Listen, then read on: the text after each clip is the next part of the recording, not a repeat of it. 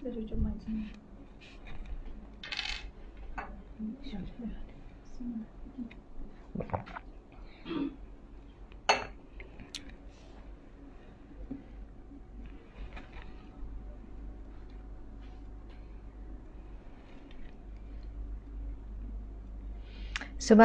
subhanallah, alhamdulillah, Allahu akbar. Subhanallah, alhamdulillah, Allahu akbar. Subhanallah, alhamdulillah, Allahu akbar.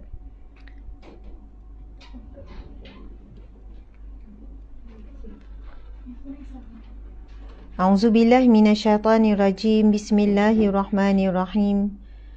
Alhamdulillahi rabbil alamin, wassalatu wassalamu ala asyrafil anbiya'i wal mursalin wa ala alihi wa sahbihi ajma'in. Masya-Allah.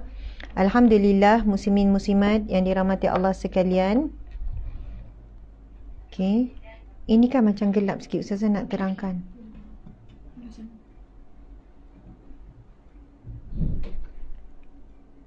Okey. Alhamdulillah, alhamdulillah, muslimin muslimat dirahmati Allah sekalian. Assalamualaikum warahmatullahi wabarakatuh. Apa khabar semua? Anda bersiaran daripada mana? Saya yang bersiaran. Saya bersiaran daripada Negeri Sembilan, Seremban, bertempat di Pejabat ni, di Senawar. Dan anda mendengarkan ataupun hadir di mana? Nak tengok siapa? Masya Allah, terima kasih. Ada sahabat kita daripada Ain, Ramizah, Abaziz, Mira, Liza Hamzah, Tasharina, Masya Kamaria. Lagi siapa lagi ni? Assalamualaikum Ustazah and semua first time join live Ustazah Kamariah 20502. Ya, terima kasih. Mungkin sebelum ni tak berkebetulan kan? Tengok yang rakaman je. Masya Allah, tak apa. Selamat berkenalan kita. Insyirah. Terima kasih kepada Tasha. Tasha pun sama, sejuk juga mata memandang. Syaza Sofia, Marina Rosli dan okey, kita boleh tengok lagi. Ana Mahdiran, Zalika Bex daripada Johor. Aminah 73. Waalaikumsalam Nani. Seri Kembangan. Okey. Kemudian sahabat-sahabat di FB pula, kita ada Nur Amalina, Nita Ainsinden, Wan Rashida, Zaliha Tahir, Nur Hashima, Wan Mahani, Zubaidah Muhammad, Aniza Asmara, Nafis Ahmad, Isha Shah, Rohaya Ismail, Noli Yusof, Nurul Hidayah, Mia Zulkifli, Aminah Cik, Wan Muhammad, Munirah Draman dan lain-lain. Aida Ida. Alhamdulillah, sahabat-sahabat muslimin muslimat dimati Allah sekalian. Marilah sama-sama kita mula dulu majlis kita dengan bacaan umum kitab Al-Fatihah. A'udzubillahi minasyaitonirrajim. Bismillahirrahmanirrahim. Alhamdulillahirabbil alamin, arrahmanirrahim, maliki yaumiddin. Iyyaka na'budu wa iyyaka nasta'in. Ihdinas siratal mustaqim. Siratal ladzina an'amta 'alaihim ghairil maghdubi 'alaihim waladdallin. Amin. Amin ya rabbal alamin. Subhanallah. Besar bunga orkid tu kan. Nak tunjuk tu ada bunga besar tu. Okey, kita kena tepi sikit. Nanti kita akan beralih ke ini pun kena tarik sikit kot Kena tolak tengah sikit. Tolak ke sini sikit. Okey. Subhanallah, alhamdulillah, sahabat-sahabat muslimin muslimat sekalian. InsyaAllah pada petang ini bersama dengan saya menerusi satu majlis ilmu yang dianjurkan oleh satu pihak yang sangat istimewa, iaitu Sekolah Agama Bantuan Kerajaan Ma'had Al-Khair Lil Banat. Sekolah Agama Bantuan Kerajaan Al-Khair Lil Banat, Jalan Sekolah Arab Kemunting Perak. Subhanallah. Yang menganjurkan adalah Unit Bimbingan dan Kaunseling dan Persatuan Ibu Bapa dan Guru. Subhanallah, Allahu Akbar. Okey, jadi tajuknya adalah Menggapai Impian dalam Cabaran COVID-19. InsyaAllah nanti kita akan bincang. Dek, readykan dengan marker ya. Menggapai Impian dalam Cabaran COVID-19. Soalannya, bagaimana pelajar hari ini boleh mencapai impian? Boleh mencapai impian, boleh teruskan cita-cita walaupun nampak Kan kaedah pembelajaran tak seperti dulu, fokus tak sama. Kan dulu lagi faham sebab direct dengan cikgu. Kan cikgu sendiri pun terbatas sekarang. Jadi adakah kan masa depan ataupun perjalanan seterusnya tidak seindah orang-orang dulu? Kan pelajar-pelajar macam zaman Ustazah, ada situasi belajar dalam kelas, mesti tak sama. Dengan online dan belajar dalam kelas, guru depan, ada disiplin, ada pakaian sekolah dan sebagainya. Jadi adakah kan kita dan anak-anak kita pada hari ini, pada akan datang, kita tak tahu kan. Hari ini wabak COVID-19 dan kita pun tak tahu bila betul-betul akan berakhir. Walaupun sekolah dah tak lama lagi nak buka, tapi begitulah, itu percubaan. Kita tahu jika ada saja kes yang positif dan sebagainya, macam biasalah akan kuarantin. Dan macam yang awal-awal tahun dulu, mula-mula start kuarantin, lama-lama sekolah perlu ditutup. Jadi kita tak tahu dan tak boleh jangka apa yang akan berlaku. Jadi tuan-puan sekalian, soalan dan juga tajuk yang diberikan itu menggapai impian dalam cabaran COVID-19. Saya akan fokus kepada berkenaan dengan situasi anak-anak. Mungkin kita akan sebut juga situasi ibu bapa yang nak menyokong ni pengajian anak-anak ni. Jadi bolehlah ibu bapa sempena cuti sekolah kan. Jadi anak-anak pun ada dekat rumah, ibu bapa anak-anak pun tak ada kelas. Jadi boleh ajak mereka untuk dengar sama perkongsian kita petang ini. Masya Allah. Yang dianjurkan oleh Unit Bimbingan dan Kaunseling Persatuan Ibu Bapa dan Guru PIBG. Bagus sangat. Okey, kita tengok tuan-puan sekalian. Saya nak ucap terima kasih kepada Ustaz Muhammad bin Abdullah selaku pengetua Cemerlang. Masya Allah, hebat. Pengetua ni dapat anugerah Cemerlang. Cemerlang, pengetua Cemerlang ni bukan mudah. Kan dia perlu melalui banyak proses, pengorbanan masa, tenaga, komitmen, idea, macam-macam lah. Kan bukannya dengan mudah dapat Cemerlang tu, melainkan telah menempuh perjalanan yang susah, yang sukar.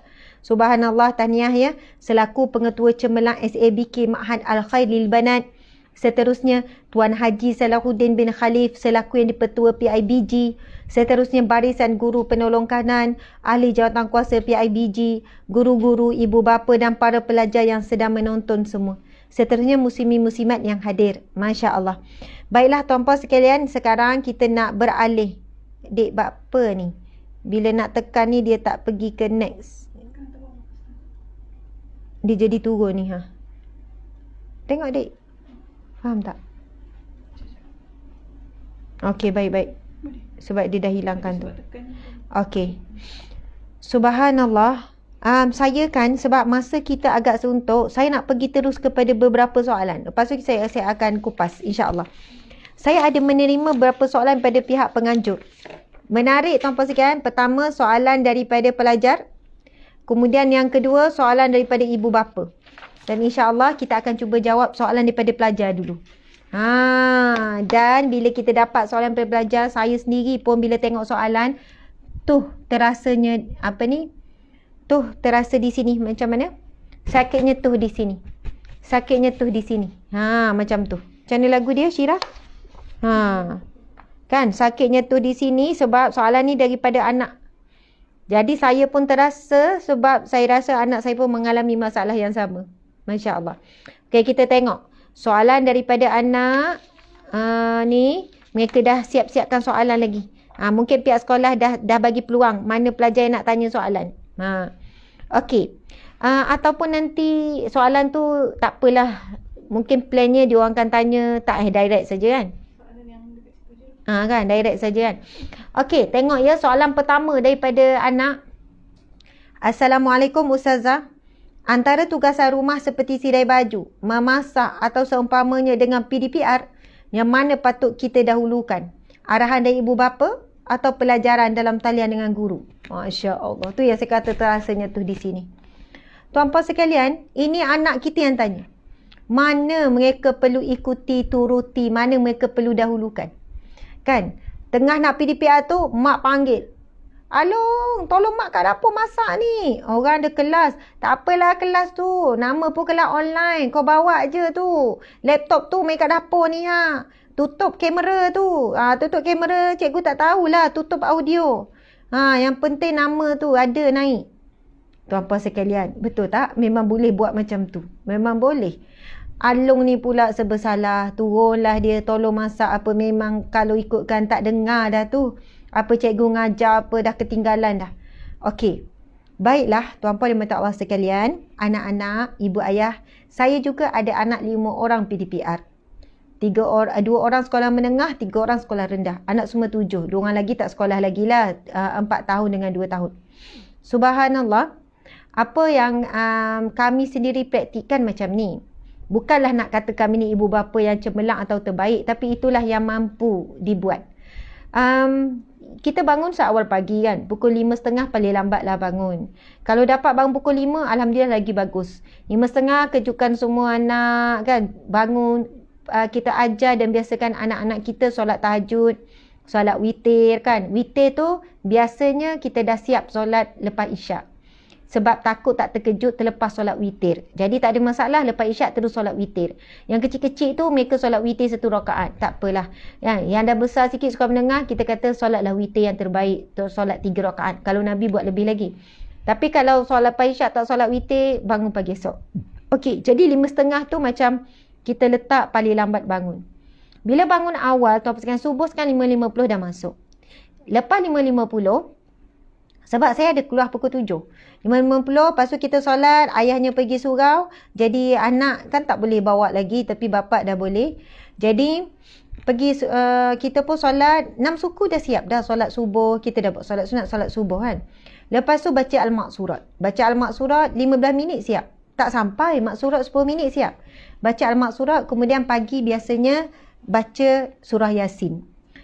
Memang jadi amalan setiap pagi baca surah Yasin. Kalau tak sempat. Tapi biasanya kalau 5.30 bangun memang sempat.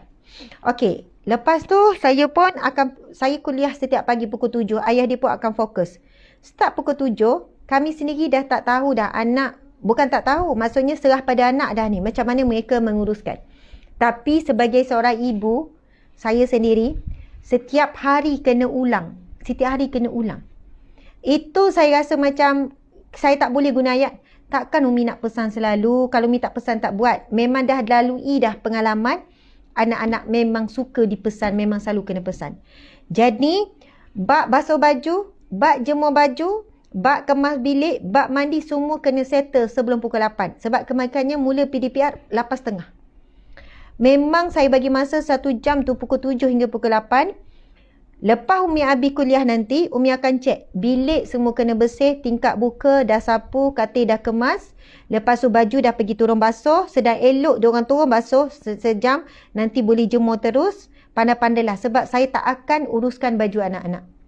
Memang abang kakak kena uruskan yang adik. Saya memang dah lama pun tak basuh baju mereka, tak jemur baju mereka, memang dah lama. Dah bukan berapa bulan ya, dah berapa tahun. Sejak anak-anak dah mula berdikari sebab ajar daripada kecil. Yang Ustazah nak jawab, kamu confuse antara arahan ibu, ayah dan juga PDPR. Ustazah nasihatkan kepada anak-anak, kamu bangun seawal pagi, pukul 7 hingga pukul 8, kamu boleh settle banyak perkara. Percayalah. Kamu boleh settle kemas bilik, kamu boleh settle ni, tak adalah berlaku, kamu tengah PDPR, mak panggil supaya jemur kain. Mak panggil supaya, basuh kain. Subhanallah, sebab apa? Mak ayah kamu tengok, kamu sangat bagus dan berdisiplin. Mak ayah kamu tengok, ui bagus ni. Kamu telah menunaikan permintaan dan dah menggembirakan hati ibu ayah kamu dengan awal-awal pagi kamu dah selesai semua. Mak pun tengok, wow bilik dah kemas. Dah settle. Dah Umi dah settle. Baju pun dah basuh, dah jemur dah. Okey. Sebagai seorang ibu, bila anak kita dah settle semua, kita ni dengan willing kita rasa macam okey, dia dah buat, kita buat yang terbaik part kita pula. Jadi makan pun sebab sempatlah lepas saya habis keluar pukul 8 lebih tu makan, kadang-kadang dia orang tolong sama-sama masak, lepas tu kadang makan simple saja, begitulah. Bila ada waktu rehat, ini Ustazah nak pesan pada kamu anak-anak sekalian. Ustazah tahu jadual rehat anak. Contoh dia mula 8.30, pukul 9.30 selesai atau pukul 10, dia ada gap waktu. Ada waktu rehat setengah jam, ada waktu rehat sejam.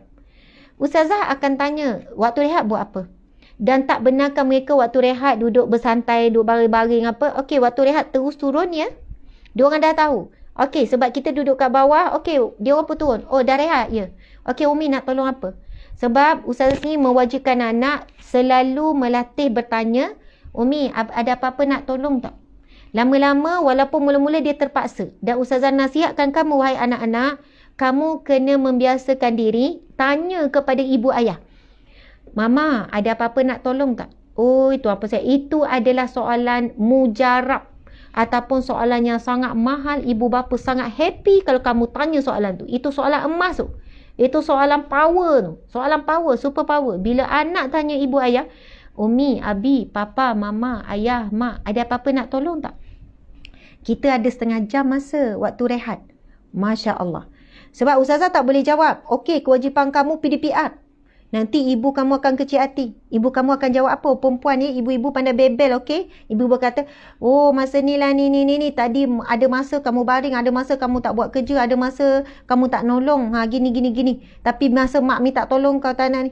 Dia jadi macam tu. Kamu kena jaga masa kamu, anak-anak sekalian. Kamu kena ada disiplin. InsyaAllah bila kamu menghormati ibu ayah, kamu pandai ambil hati ibu ayah juga akan ambil hati kamu. Ibu ayah pun akan menyokong kamu. Bila tahu je kelas, oh okey, kelas, okey, sorry. Umi tak tahu ada kelas. Bila kelas je, ibu bapa sebenarnya kena hormati masa itu adalah hak anak-anak dengan ilmu. Kalau kita rasa kita bertanggungjawab berkenaan dengan anak-anak dalam bab makan, minum, tempat tinggal, keselamatan, kesihatan dan sebagainya, tetapi kewajipan ibu bapa adalah memberikan pendidikan yang baik kepada anak-anak. Itu wajib. Kalau tak beri berdosa kita ibu ayah. Itu nafkah yang perlu ditunaikan kepada anak-anak. Jadi waktu anak-anak belajar itu hak anak-anak. Tapi sebab soalan ni daripada anak, sebab itu saya jawab skop anak. Jadi kena muhasabah diri. Kenapa ibu ayah kita suruh juga kita buat kerja waktu belajar? Anak Ustazah kan, ada adik kecil. Ustazah ada umur 2 tahun. Maaf saya bahasakan Ustazah sebab ini saya jawab soalan murid ya. Ada umur 2 tahun, ada umur 4 tahun. Kadang-kadang adik ni kan, Ustazah saya tengah sibuk apa, saya kata okey Atikah tolong basuh cebok. Atikah pun keluar dengan cepat, okey bersih. Kadang tu kita nampak Atikah tengah ni, kadang-kadang Atikah cakap, okey saya nak sebut anak-anak komunikasi penting. Jangan kamu rasa emak ayah kamu tak memahami kamu sebelum kamu menjelaskan. Ini Ustazah nak pesan pada anak-anak. Kamu kena belajar memberi penjelasan. Jelaskan. Umi, Atikah ada kerja sekolah nak kena siapkan. Boleh tak bagi masa 1 jam? Okey Atikah, okey. Ambil masa 1 jam.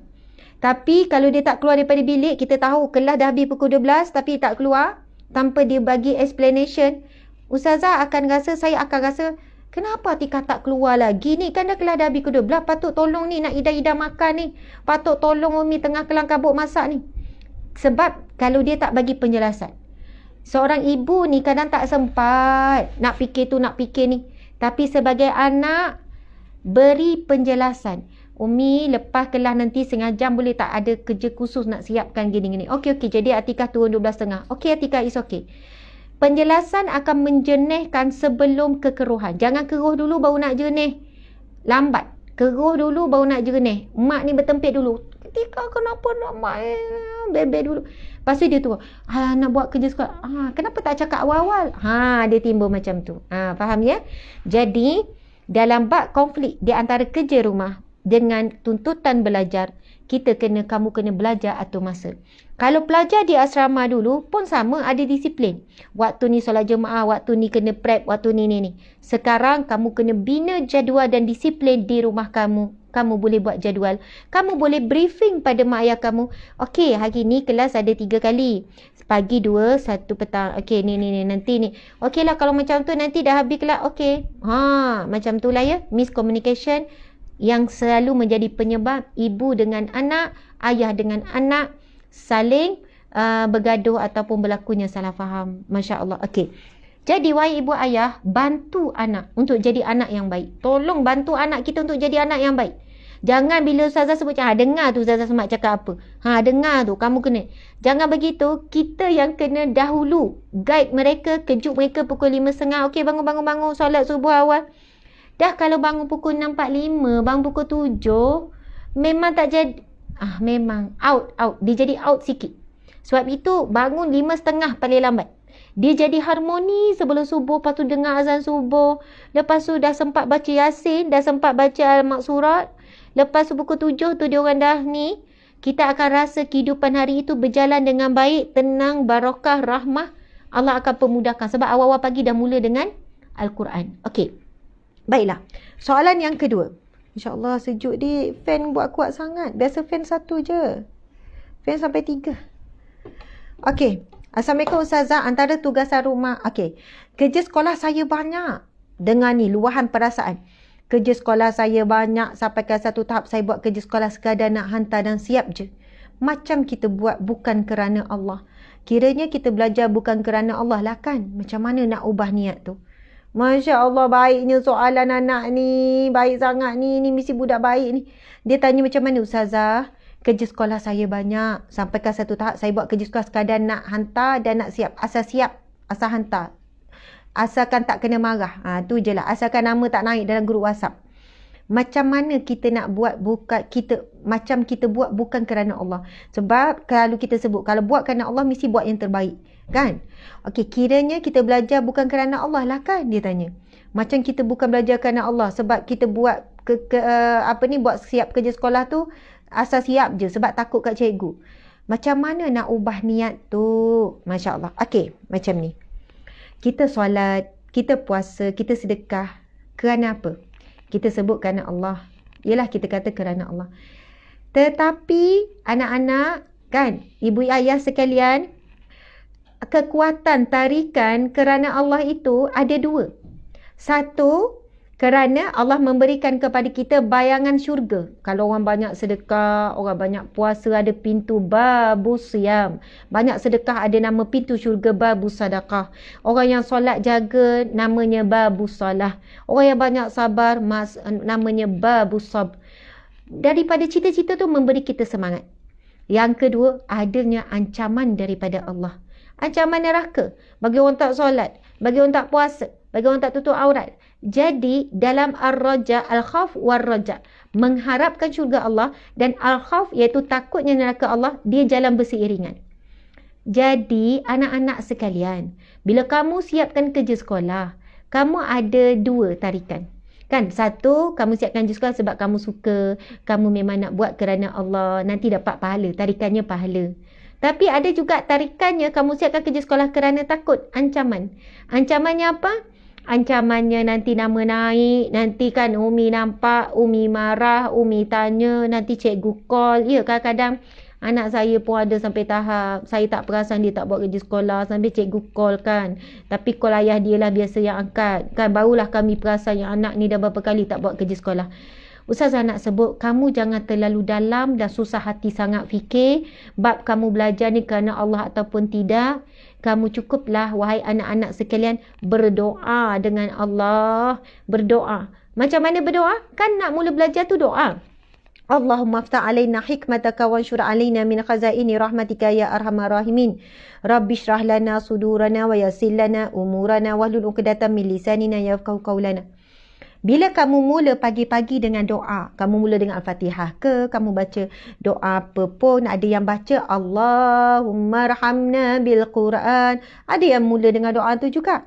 Yang penting kamu mulakan pengajian kamu setiap hari dengan doa, itu kamu mengikat pengajian yang kamu belajar sekolah rendah ke sekolah menengah, kamu telah pun memulakan dengan perjalanan langkah-langkah supaya kamu belajar itu dikira ibadah. Faham ya? Kan, suatu amalan kita nak kira ibadah, kurang-kurangnya sebut bismillah. Kalau dapat baca doa itu lebih baik. Sebab itu tolong ibu ayah, sebelum anak-anak mula kelas, duduk depan sekejap. Okey, baca doa nak mula belajar hari ni. Jadi kita pun baca doa sama-sama. Allahumma aftah alaina hikmataka, Rabbi shrah li sadri wa yassir li amri, contoh. Lepas tu, okey, selamat belajar anak-anak semua. Begitulah cara ibu ayah memimpin dan menuntun anak-anak supaya mereka memulakan pengajian dengan nama Allah, dengan berdoa kepada Allah. Dan dengan itu, sahabat-sahabat, muslimin-muslimat, anak-anak sekalian, itulah insya-Allah dikira sebagai belajar kerana Allah. Bab kamu nak siapkan kerja sekolah macam asal siap semua itu insya-Allah tidaklah menjejaskan niat asal kamu belajar kerana Allah Subhanahu Wa Taala. Itu normal lah tu. Kan? Kalau buat kerja sekolah, tunjuk dekat sekolah lain, ini online. Hantar-hantar online bukan mudah. Ustazah pun kadang-kadang macam itulah dengan anak-anak. Asalkan buat je. Macam itulah kan. Sebab kita pun tak sempat lah nak cek semua kerja sekolah. Okey. Ustazah nak sebut juga kepada guru-guru. Ustazah percaya ramai sangat guru-guru yang sangat bertolak ansur, yang mana mereka bersedia menerima apa jua hasil daripada kerja sekolah anak murid. Sebab mereka tahu agak susah sebab tak dibimbing secara direct. Jadi mereka pun faham kalau ibu bapa macam kami ada 5 orang anak sekolah, 5 grup WhatsApp, 5 tugasan yang berbeza, memang kalau suami Ustazah dapat telefon kan, itu tahap teruk lah tu, anak nama tak hantar. Okay encik gini-gini. Apa yang boleh dibuat? Minta maaf je lah. Minta maaf Ustaz, minta maaf anak saya, minta maaf, insya-Allah tak ulang lagi. Macam tu lah. Tapi Alhamdulillah Ustaz, Ustazah, guru-gurunya boleh bertolak ansur. Jadi tuan-puan sekalian, kita dengan cikgu kan, ibu bapa dengan guru memang kena saling bekerjasama, memaafkan, bersangka baik. Subhanallah, kita membayangkan bahawasanya ibu bapa di rumah tu sangat susah nak aturkan semua anak-anak serentak. Kejap tengok sini, kejap tengok situ, lagi yang bekerja, tinggal anak dekat rumah lagi lah. Okey, itu ya yang kedua. Soalan yang ketiga. Assalamualaikum Ustazah, saya nak tanya. Kita semua ada harapan dan hari-hari kita berdoa untuk perkara itu. Tapi satu hari ditakdirkan apa yang kita minta itu tak dapat. Dan sebagai seorang manusia ada sikit rasa sedih sebab rasa Allah tak makbulkan doa kita. Jadi soalan saya, macam mana kita nak didik hati ini untuk percaya yang rezeki Allah itu jauh lebih baik daripada apa yang kita sangka. Masya Allah. Okey, soalan yang sangat baik. Oh, ni soalan budak sekolah menengah ni. Bagus ni, sekolah agama, sekolah menengah kan? Sekolah agama bantuan kerajaan. Sekolah agama bantuan kerajaan Ma'had Al-Khair Lil Banat Kamuntin Perak. Sekolah budak-budak hebat ni, guru-guru hebat, ibu bapa hebat, semua hebat. Dan yang bukan sekolah ni pun hebat juga. Jangan kecil hati. Kita boleh share ya perkongsian ni, dah tak lama dah ni, setengah jam je lagi nak habis. Okey, siapa yang nak tanya soalan pun mungkin boleh titipkan juga, kita boleh raikan juga, insya-Allah. Makasih sahabat-sahabat di FB yang selalu bagi star. Ada ramai juga ni star, ada lebih kurang 1000 lebih dah di FB. Sebab itu adalah bentuk infak dan sumbangan kalian sebenarnya. Okey, Masya Allah. Soalan yang keempat, saya baca soalan dulu. Assalamualaikum Ustazah, mau Ustazah kongsikan doa, tip atau amalan tambahan untuk memberikan kekuatan dalam mendidik diri untuk istiqamah, tidak menjadi orang yang malas dan cara mendapat keberkatan ketika belajar. Saya terlintas 2 doa. Jadi kena stay tune, kena bersama dengan saya sampai akhir. Saya akan tulis 2 doa. Doa menghindari malas, doa menghindari lemah semangat, menghindari rasa takut, pengecut. Memang doa ini doa yang diajarkan oleh Rasulullah.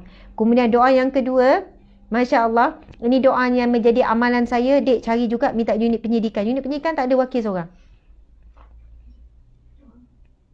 Cari unit penyelidikan. Kenapa? Kan dah tahu. Bila unit penyidikan, bila Ustazah ada kuliah kat sini.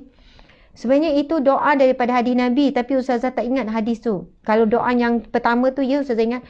Doa tu memang jadi amalan Ustazah daripada sekolah menengah sampailah ke universiti.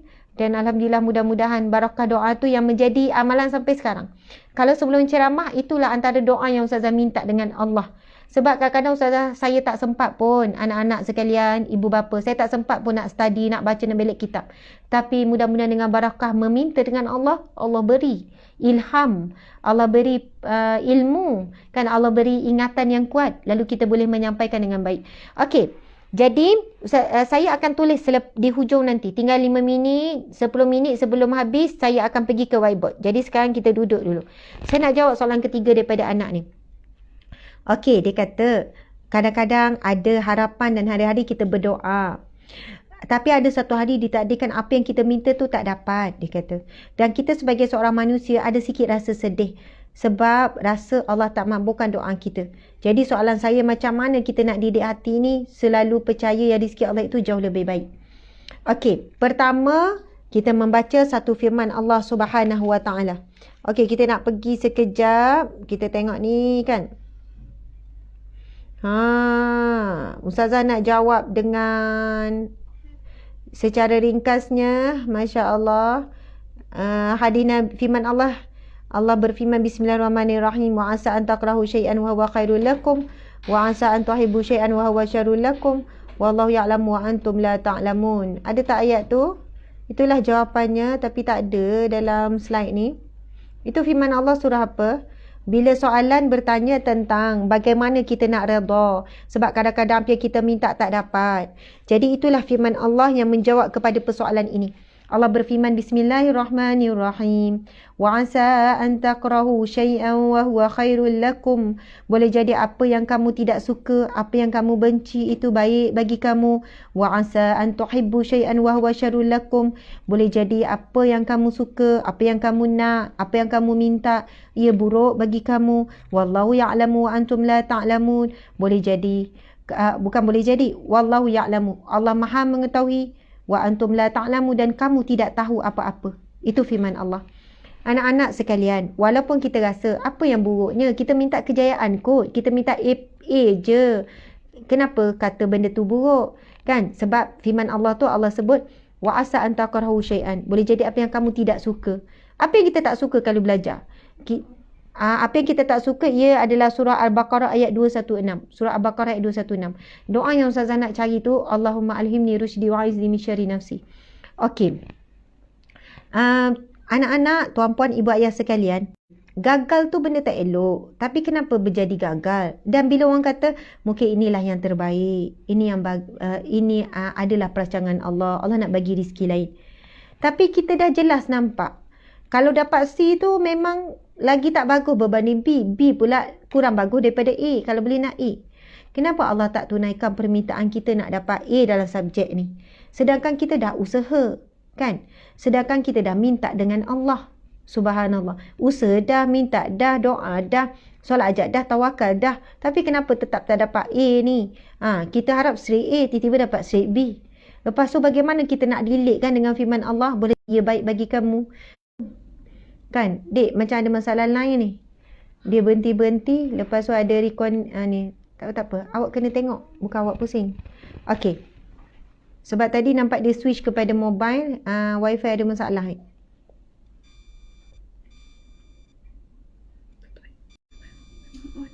Okey. Okey, sahabat-sahabat sekalian. Masya Allah. Muslimin muslimat di mata Allah sekalian. Jadi, kalaulah Ustazah nak kupas panjang soalan 3 ni, ia melibatkan akidah. Ustazah cerita sikit lah. Maaf saya bahasakan diri Ustazah. Biasa saya bahasakan saya kan, sebab saya anggap saya sedang bercakap dengan anak-anak. Masa saya sekolah rendah, biasalah belajar. Kita nak juga cemerlang. Tapi pengalaman Ustazah masa sekolah rendah sekali je dapat nombor 1. Yang lain nombor-nombor lain lah. Lepas tu kita rasa macam kita dah usaha lebih daripada ada seorang kawan ni. Kita tahu dia bijak. Dia tak baca apa, tapi dapat je keputusan cemerlang. Masa kecil kita tak faham lagi kenapa kan? Kita tak faham. Tapi kita yang bersungguh-sungguh hafal, tak tidur malam 1, 2, tak dapat nombor 2 ke nombor 3 tak dapat. Tapi Allah beri juga sekali rasa dapat nombor 1. Okey. Masuk sekolah menengah, Ustazah bukan kelas pertama, bukan kelas kedua. Kelas ke berapa lah? Sebab banyak kelas. Ada 6-7 kelas. Sekolah Ma'had Muhammadi Lil Banat Kota Baru Kelantan. Sekolah Ma'had Lil Banat Kota Baru Kelantan. MMP kan. Ma'had Muhammadi Perempuan. Lepas tu selalu lagi susah sebab sekolah tu macam budak-budak pandai sih kan. Selalu dapat nombor belas ataupun nombor puluh. Bayangkan. Ya Allah. Macam itulah. Lepas tu SPM terbuka yang pertama. Maksudnya masa belajar sekolah menengah tu bukanlah cemerlang. Rasa kita usaha ni lebih daripada kawan-kawan ni. Tapi tengok kawan-kawan yang bijak-bijak tu belajar sikit-sikit je. Tapi cemerlang. Kita doa, buat solat hajat, macam-macam lah. Tapi bila keluar result tu kan berdebah. Ya Allah, macam mana ni harap ni kan. Tak dapat. Mungkin sel otak belum betul-betul berhubung masa tu. Bukan semua berhubung yang elok lagi. Lepas tu dapatlah keputusan SPM. SPM dapat 5A. Masa tu macam cemerlang jugalah 5A. Sebab SPM terbuka yang pertama. Percubaan. Dan tak reti lagi, cikgu tak ada pengalaman lagi macam mana SPM terbuka. Sebelum tu aggregate. Macam tu lah. Tapi kalau ikut aggregate, sebab aggregate ke 9 ke 10. Macam bagus jugalah. Subhanallah. Impian saya nak jadi peguam. Lawyer. Sebab yelah daripada sekolah tu macam dah pandai bercakap kan. Kita masuk pertandingan forum lah, kita macam tu lah, macam ni lah, debat lah apa kan. Jadi selalu orang kata boleh jadi lawyer ni. Kan macam tu masa sekolah, mesti orang kata pandai bercakap ni jadi lawyer ni, macam tu lah. Lepas tu cakap dekat mak, nak masuk UIA, nak ambil law. Okay, lepas tu nak masuk Dapat UIA tu, dapat UIA. Lepas tu dapat UM juga. Tapi tahu tak, mak ayah Ustazah kata, tak payah nak pergi UU lah, pergi Kuza je. Kuza tu dekat dengan rumah, 5 minit sampai 10 minit daripada rumah sebab Terengganu kan. Masa tu Kuza, College University. Bayangkan dia, Ustazah dapat panggilan universiti. Universiti pula, dua-dua universiti, orang kata universiti yang susah lah. UM tu masa tu nombor 1. Zaman Ustazah, siapa yang dapat UM tu kira power lah tu. Macam tu lah. Zaman sekarang lain lah kan. Tapi masa tu UM di antara ranking yang sangat susah pelajar nak pergi. Dapat UM, dapat UIA, 2U tu kot. Tapi yang mak ayah suruh pergi Kuza, college. Faham je? Kita remaja ya. Kita mestilah nak nama universiti. Kalau tak adalah orang tanya belajar mana, Kuza. Ini bukan Ustazah. Ustazah bukan downgrade Kuza. Ustazah pun belajar Kuza. Bangga sangat dengan Kuza. Kuza sekarang dah jadi Uniza, Universiti Sultan Zainal Abidin. Tapi nak cerita mentaliti kita. Masa tu, Ustazah memang frust. Saya sendiri frust. Saya kata, kenapa kan cita-cita nak jadi ni? Kenapa mak tak bagi? Kenapa ayah tak bagi? Ya Allah, kenapa tak tunaikan doa dan impianku? Kenapa macam ni? Kenapa kena taat kan? Masya Allah. Mak kata, masuk Kuza. Lepas tu pergi belajar Mesir. Tak payah nak jadi peguam-peguam lah. Bukan apa, masa tu mungkinlah bukan pandangan peguam tu tak elok, tapi mungkin dalam keluarga tak ada jadi peguam apa semua. Wallahualam, atas ada sebab. Ustazah, mak ada bagi tahu sebab apa, tapi Ustazah tak boleh bagi tahu. Macam ni, boleh je bagi tahu. Mak kata macam ni, Asma, mak bimbang kalau jadi peguam, takut sebab nak mempertahankan klien, walaupun klien tu salah, tapi dipertahankan juga, takut Asma berdosa. Saya ingat memang itulah alasan mak saya. Mak saya kata, biasa jadi peguam mesti pertahankan juga anak guam. Bimbang anak guam tu salah, tapi tetap dipertahankan sebab itulah anak guam. Jadi, mak bimbang nanti kita yang menanggung dosa. Saya pun kan dengan susah rasa macam, okeylah. Tapi ada hikmah anak-anak sekalian. Besar sangat hikmahnya bila kita mentaati ibu ayah kita. Dan bila Ustazah masuk Kuza, bukan sebab Kuza tu belajar tak cemerlang. Ramai je cemerlang SPM masuk juga. Sebab daripada Kuza boleh pergi Mesir, boleh pergi luar negara. Dia diploma situ sambung luar negara, tunggu tahun akhir. Masya Allah. Dan Ustazah dapati masa itu macam sel-sel otak berhubung dengan baik. Istilahnya. Tapi kan tiba-tiba jadi bijak lah pula. Masa sekolah dulu tak berapa bijak sangat. Tapi bila belajar masuk peringkat universiti, macam jadi, bukan nak perasan ni ya. Dapat setiap sem tu Dean's List. Bukan semua orang dapat Dean's List. Dalam satu kelas, orang, 2 orang. Dapat Dean's List, lepas tu dapat pelajar cemerlang syariah. Orang ingat Ustazah dah bijak masa sekolah menengah. Tak, sekolah rendah tak, sekolah menengah tak. Saya kata mesti barakah sebab taat pada ibu ayah ni. Walaupun bukan kehendak kita. Kalau kita, orang tanya, Asma belajar mana sekarang? Kan seronok sebut you tu kan. Kuza, kita sebut perlahan je kan. Subhanallah, tapi hikmah mentaati ibu ayah tu dan mereka redha dengan kita tu jauh lebih besar anak-anak sekalian. Walaupun benda tu bukan berlawanan dengan impian kita. Subhanallah, di situlah Ustazah belajar banyak perkara. Allah didik begitu, begini. Kan lepas tu sambung Mesir, Masya Allah. Jadi rupanya, apa yang kita tak dapat dulu, Allah gini kan. Kita kan rancang, nak gini, jalan gini, nak dapat ni. Tapi Allah is the best planner kan. Allah perancang yang terbaik. Kita tak tahu depan kita ni macam mana.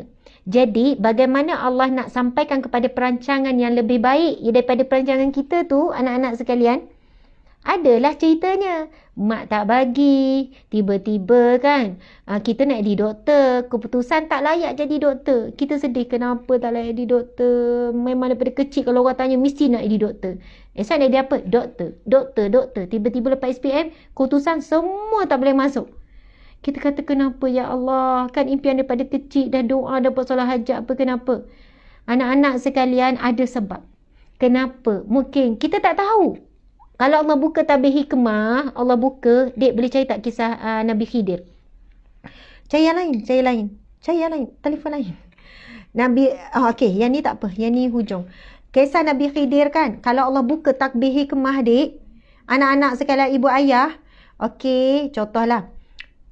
Sebab dapat C, tak dapat jadi doktor, kamu pada 15 tahun akan datang, kamu akan jadi businessman yang sangat berjaya, jadi jutawan. Oh, mungkin kita akan, Oh patutlah tak boleh jadi doktor. Rupanya Allah nak halakan jadi businessman. Kita mesti akan, okay, it's okay. Nampaknya lagi kaya daripada doktor. Contoh saja ya. Sebab apa Allah tak buka takbir hikmah? Allah tak tunjuk terus hasil kamu sabar dengan ujian ni, hasil kamu bersangka baik, impian kamu tak dimakbulkan Allah hari ini, Allah sedang menyediakan perancangan jauh lebih baik masa depan. Mungkin kita akan senyum je. Kita akan, okay, it's okay. Oh, rupanya plan Allah macam tu. Okay. Tapi Allah tak tunjuk pada kita. Itulah isu ataupun perkara asas berkenaan dengan iman. Iman itu apa? Iman itu percaya. Iman itu adalah percaya. Subhanallah.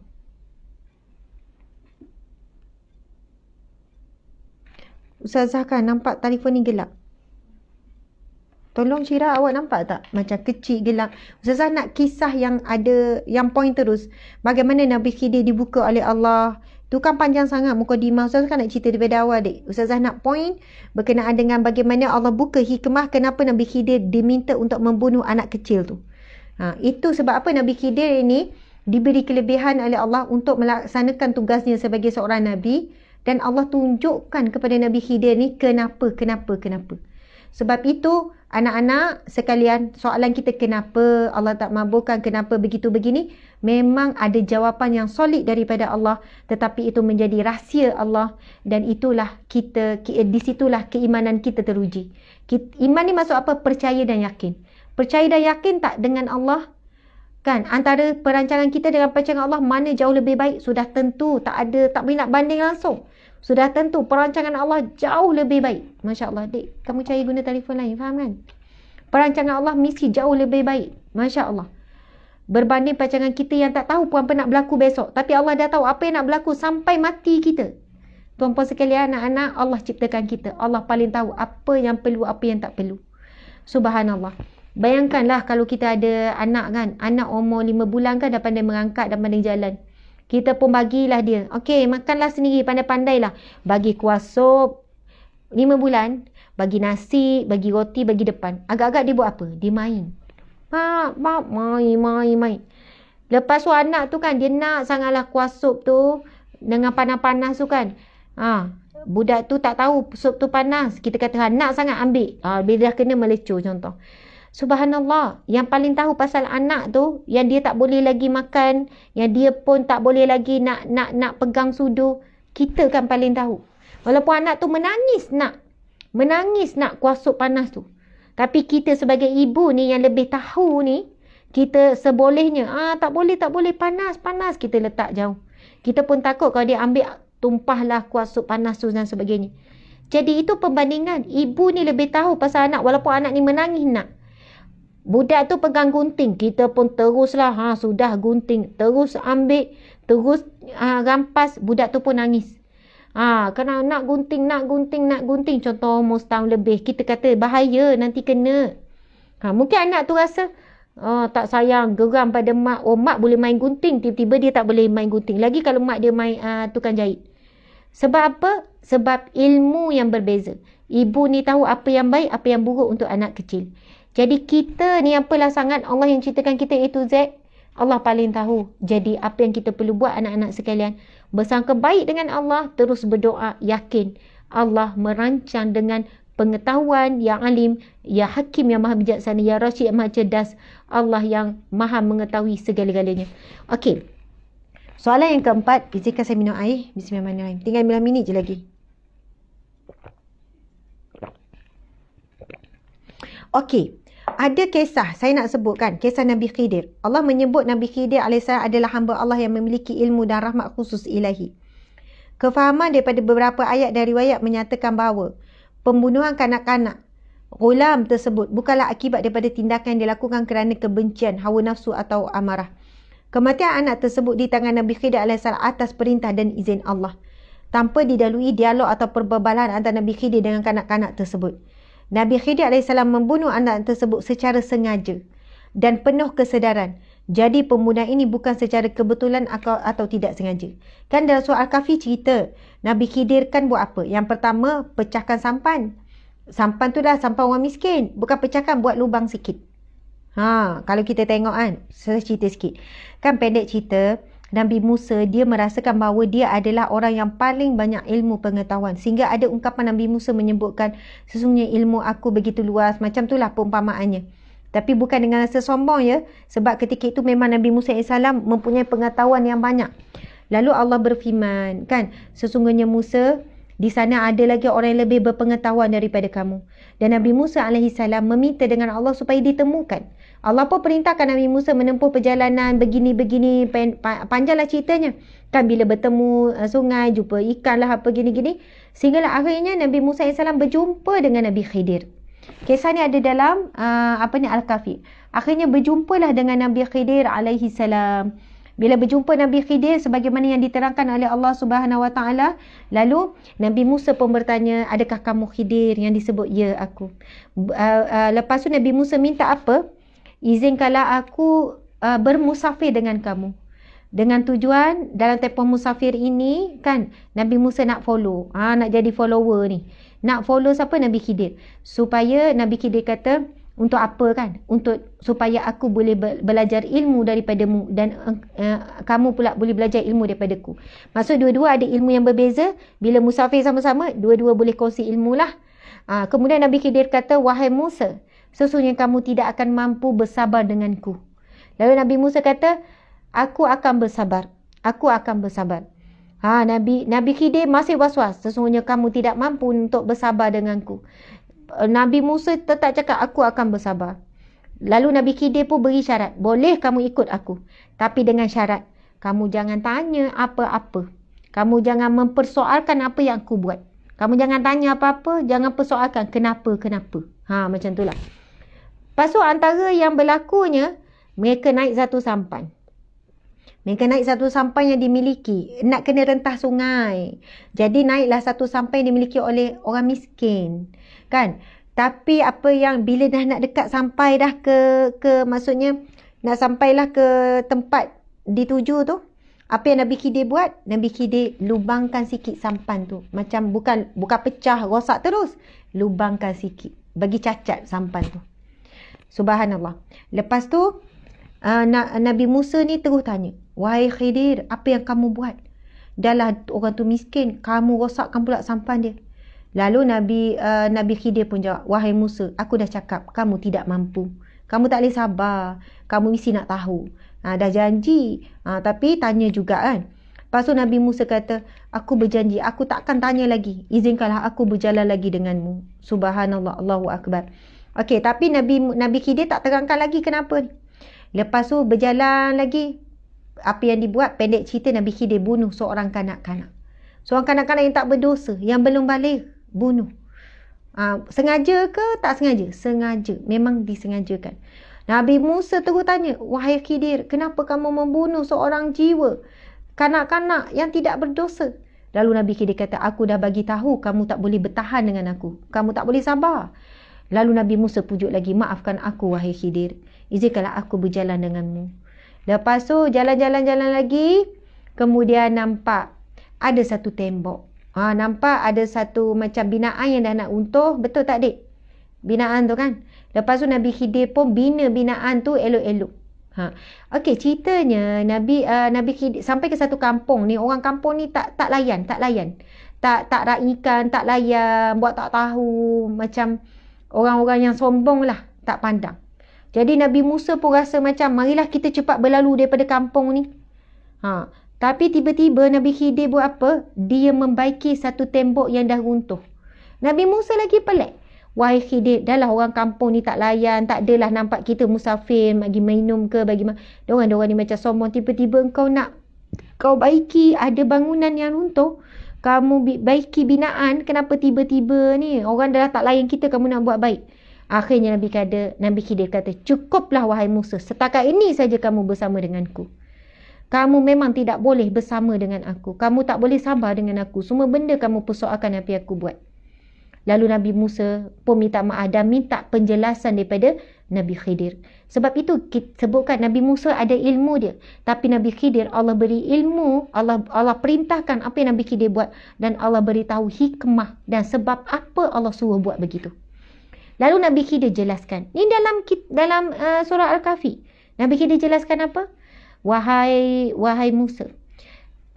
Sampan orang miskin tu sebenarnya kalau dia teruskan perjalanan ke depan, ada raja yang zalim ataupun pemimpin yang zalim macam itulah, yang merampas semua perahu-perahu yang elok. Dia akan rampas perahu-perahu yang elok. Jadi apabila perahu tadi yang ada bocor tapi boleh jalan, dia keluarkanlah air, kan, masuk air keluarkan. Jadi perahu tadi selamat. Sebab apa? Pemerintah yang zalim tu dia tak tak rampas perahu yang ada lubang, dia tak nak. Dia nak yang elok je.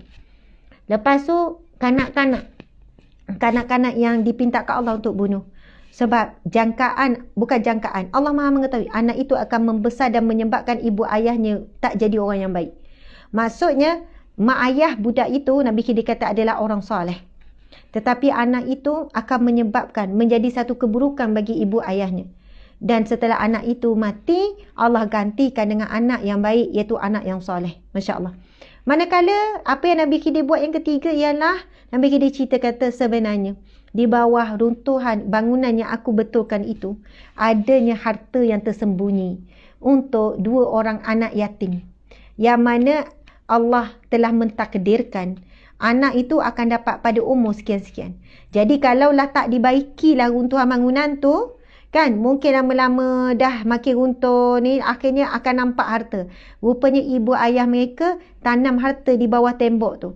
Jadi Nabi Khidir bina supaya anak-anak ini bila besar besok, ada waktu yang tepat Allah akan keluarkan harta itu menjadi milik anak yatim tu. Sebab anak yatim ni masih kecil. Jadi kalau orang lain jumpa, mungkin orang lain akan ambil. Itu yang saya nak sebutkan tuan-puan sekalian. Bila kita baca Al-Quran, kita baca kisah Nabi Khidir. Itu Nabi Khidir, Allah buka hikmah. Kenapa Allah buat begini? Kalau ibu bapa banyak tanya, kenapa anak mati bang? Anak kita baru 2 tahun, anak kita 4 tahun. Bila baca kisah Nabi Khidir, sepatutnya kita akan rasa ada sebab. Jadi anak kita mati dalam keadaan bersih. Dia tidak membesar menjadi anak yang tidak baik. Anak yang derhaka, anak yang menjerumuskan ibu bapa ke neraka contohnya. Jadi dia meninggal dalam keadaan dia belum balik, maka tempatnya di syurga. Dan insya-Allah kita akan berjumpa semula di syurga. Bukankah itu jauh lebih baik daripada perancangan plan kita anak ni bila besar jadi doktor, jadi peguam, jadi itu, jadi ini. Tidak ada yang lebih baik apabila Allah kurniakan kepada kita, kan, masuk syurga sekeluarga.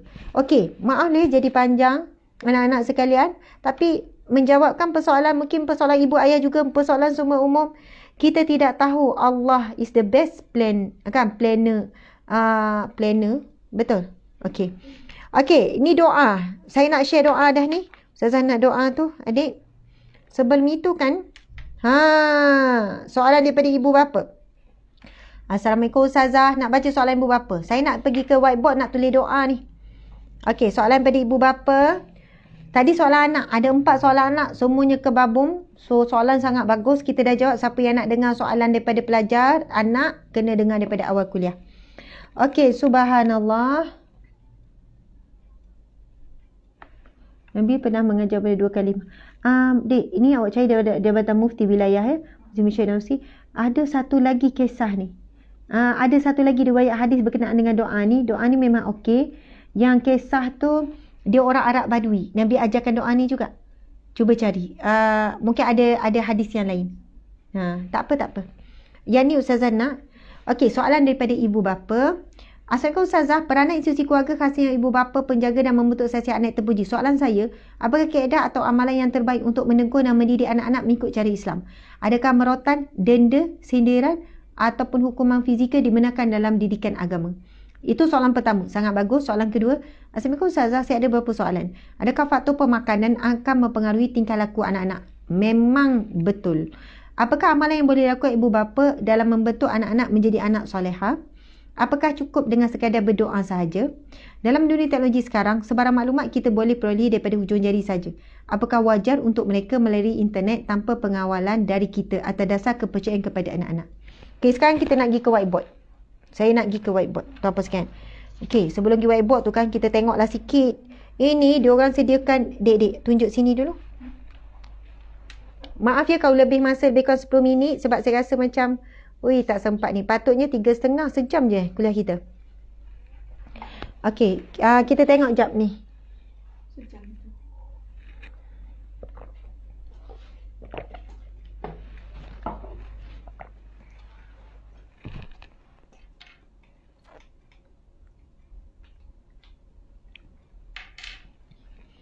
Okey, anak-anak. Ya. Ibu bapa, tuan-puan sekalian, boleh tengok ni ya. Saya nak berdiri.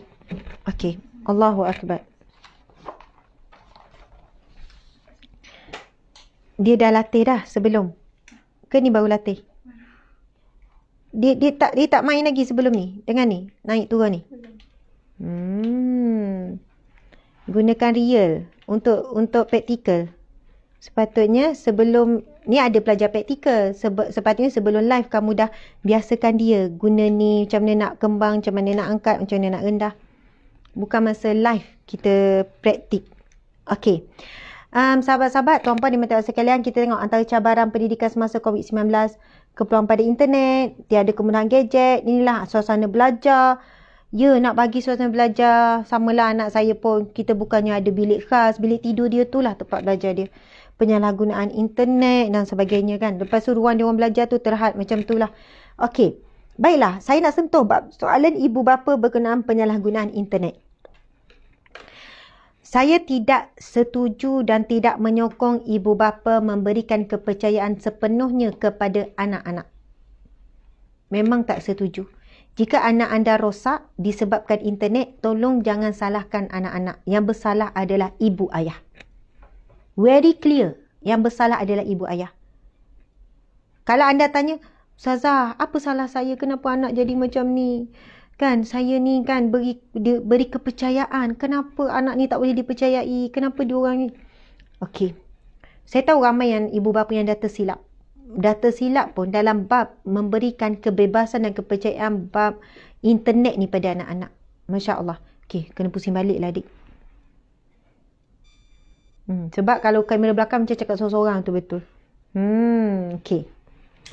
Ada satu kes yang saya baru terima.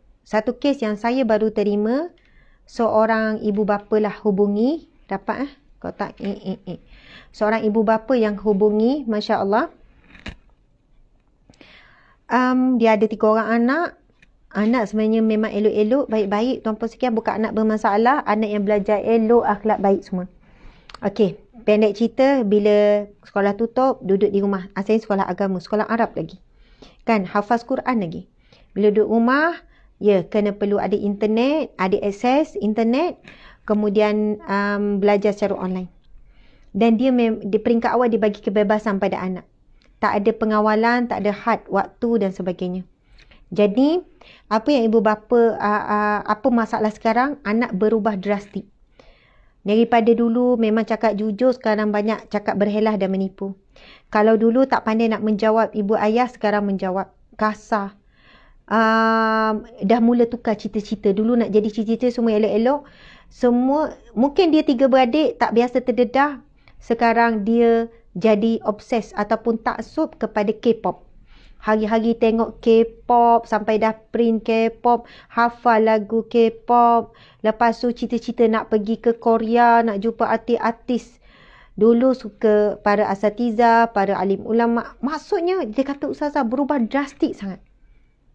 Macam mana nak buat? Dan mereka akui ini kesilapan kami. Sebab kami bagi kepercayaan dan kebebasan pada anak-anak.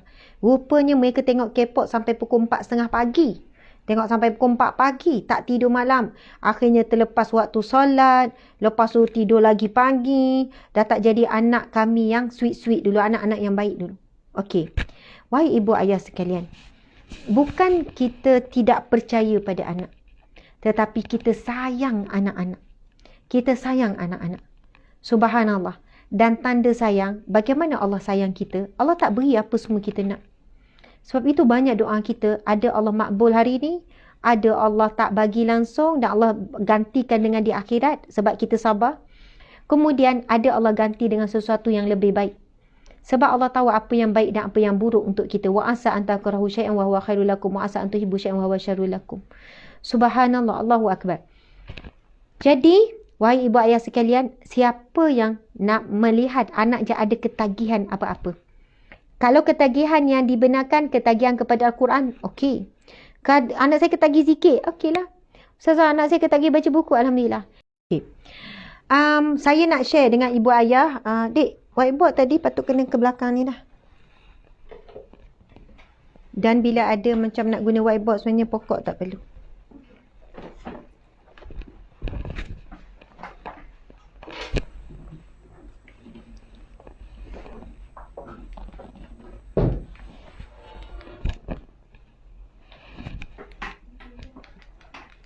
Kenapa tak jalan? Tak apa, tak apa. Okey, subhanallah.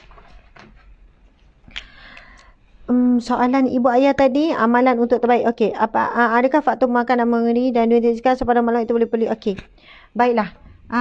Peraturan gadget. Saya cuma tulis ya untuk mungkin panduan ibu bapa. Ini daripada pengalaman kami juga. Peraturan gadget.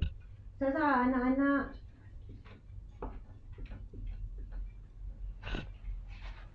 peraturan gadget.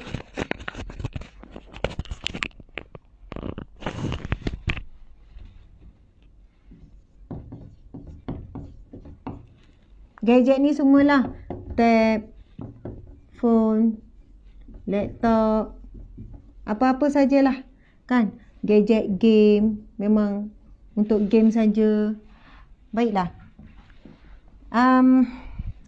Ini memang kena ikut kesesuaian masing-masing. Tapi ini guideline secara umum sajalah. Okey. Pertama, guideline umur.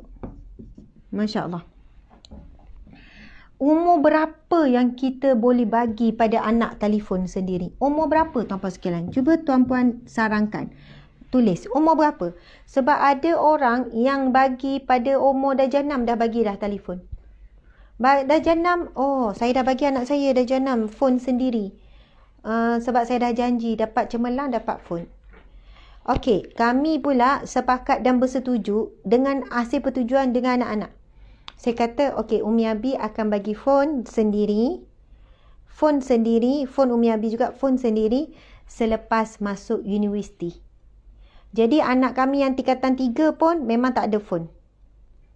Habis tu masa belajar, ya guna tab kan, sekolah guna tab.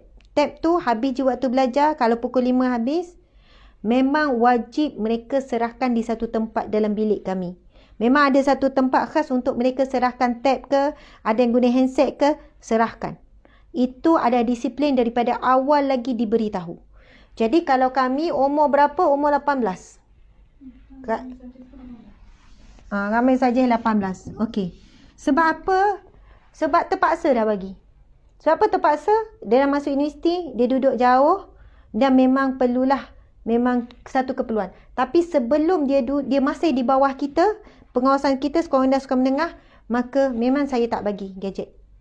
Adakah sebab tak percaya? Bukan saya tak percaya. Dia ada WS. Tak percaya dengan WS berhati-hati. Dia ayat tak percaya ni lah. Umi tak percaya ke Atikah akan jaga? Umi percayalah pada Atikah. Saya akan jawab, tak. Umi bukan tak percaya Atikah. Tapi Umi berhati-hati. Umi berhati-hati. Umi bimbang. Jadi, kebimbangan Umi ni berasas. Sebab itu suami saya bila ada kes-kes, kan ada orang luar perasaan, memang suami saya siap akan suruh anak-anak baca. Baca semua kes ni orang mengadu pada Umi ni. Kan? Yang bahawasanya anak dirosak sebab telefon. Sebab itu Umi Abi tak nak bagi. Kalau kita buat peraturan, kita mesti bagi penjelasan pada anak-anak. Kenapa? Why? Dan fakta ni ada banyak dalam internet lah. Kalau baca luahan-luahan ibu bapa yang menyesal bagi anak-anak. Kita umpama pisau lah tuan-puan sekalian. Pisau kalau kita bagi pada anak kecil, dia boleh melukakan. Tapi pisau, kalau anak yang dah tingkatan, saya pula paksa anak tu pegang pisau. Yang kecil, tampak pegang pisau, kita bertempik kan. Jangan, pisau tajam bahaya. Tapi bila dah masuk sekolah menengah, dia tak nak pegang pisau, kita marah. Sebab apa? Suruh kupas bawang, suruh potong sayur. Ni, mari potong ni, belajar ni. Itulah perbezaan. Waktu bila bagi sesuai, dia akan jadi satu, maksudnya gadget ni, bila tiba waktunya, dia betul-betul bermanfaat. Tapi sebelum waktunya, dia belum cukup kuat. Iman kita pun nipis tuan-puan sekalian. Iman anak kita apa lagi? Bukannya kita, you don't judge a book by its cover. Tuan-puan sekalian, gelora remaja. Memang nak tahu itu, nak tahu ni. Kalau hujung jari, mula-mula tengok sikit lah lama, tengok lebih lah lama. Itu yang ramainya ketagihan pornografi disebabkan permulaannya gadget itulah. Kalau kata, Ustazah, anak saya main game je. Tengok sikit game tu macam mana. Dengan game sekarang, mesti ada watak-watak kartun perempuan yang seksi. Seksi kartun tu lebih lagi seksi daripada watak yang sebenar. Dia punya lukisan tu yang memang dahsyat. Akhirnya daripada dia tengok kartun, dia pandai-pandai senyap-senyap tengok yang betul-betul. Lama-lama bila tengok betul-betul, dia buat betul-betul tuan-puan sekalian.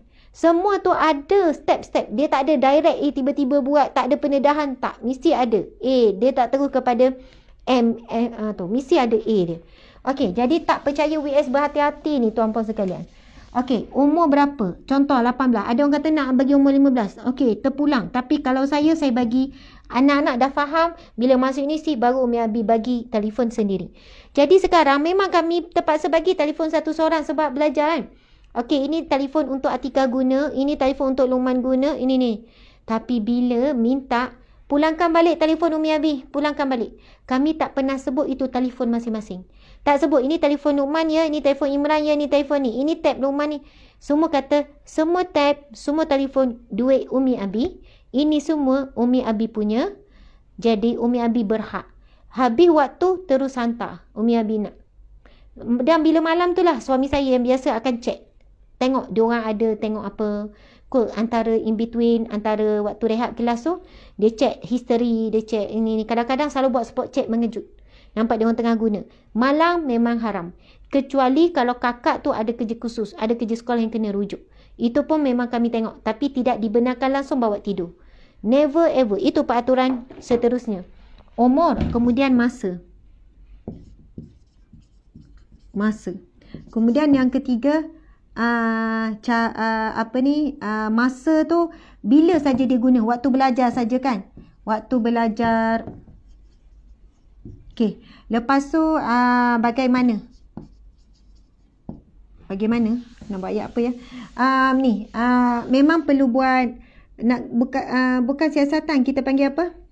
Bukan kuisi, kita panggil apa ya? Pemantauan. Ibu bapa kena lebih advance daripada anak-anak. Anak-anak pandai delete, history lah apalah. Pemantauan ni ada buat berkala, ada buat mengejut. Tuan-puan sekalian, dalam keadaan kami ketat jaga disiplin tentang gadget ni pun, memang ada saja perkara-perkara yang negatif. Saya akui benda tu tetap berlaku.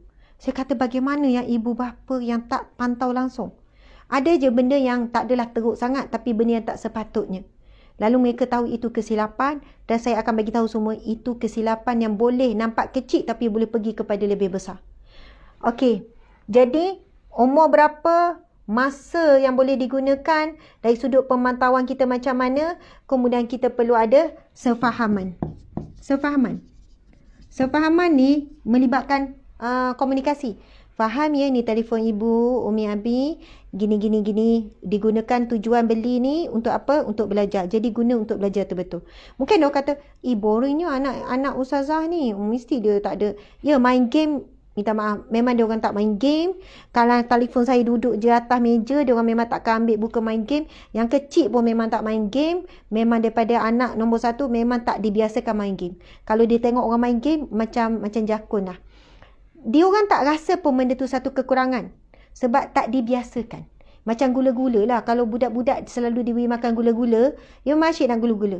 Kalau kami pun memang pemakanan mempengaruhi, gula-gula memang tak ada dalam rumah. Anak-anak yang tak pernah makan, bukan tak pernah, ada orang bagi tu makan lah. Tapi kami memang tak suka sebab gula-gula sangat bahaya, kandungan gula sangat tinggi untuk kesihatan.